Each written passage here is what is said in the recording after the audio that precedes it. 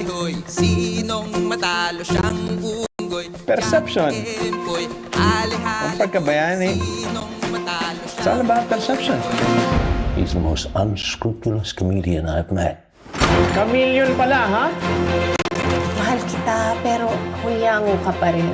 Huwag mo nang ikaila. Nauna pang pumuti ang uwak kaysa bitawan mo yung kapangyarihan mo. Mahusay siya maglaro ng politika, pero maganda ang kanyang hangarin. Ako lamang ang may kayang ipaglaban ang independensya. We will lead this nation into prosperity. By hook or by crook. Casey doesn't seem to realize that he's the one committing offenses against an orderly conduct of affairs by trying to take control of the government. He is making an ass of himself. Bakit ako? Kasalanan nito lahat ni Sergio! This is unacceptable! Oh. Pakayo! Mr. Senate President. Ano na naman yung niluluto mo? Wala ako niluluto. We came here to teach you good government. And make lots of money along the way! Kondenahin mo lamang siguro. Isang beses lang. Masyadong maraming politiko sa bansa.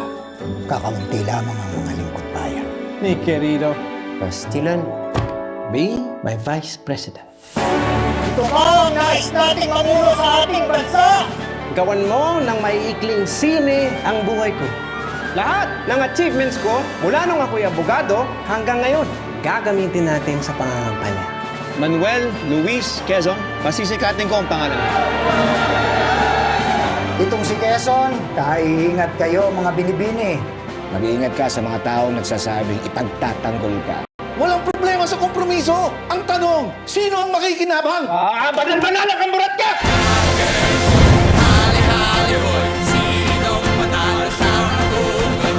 Bakit ka sa ninong mo? Ikaw ang wawasakin niya ngayon. Pinaglaban niya kayo. Ang lahat ng ito ay politika lamang. Ipinagtanggol niya kayo lahat. Walang personalan.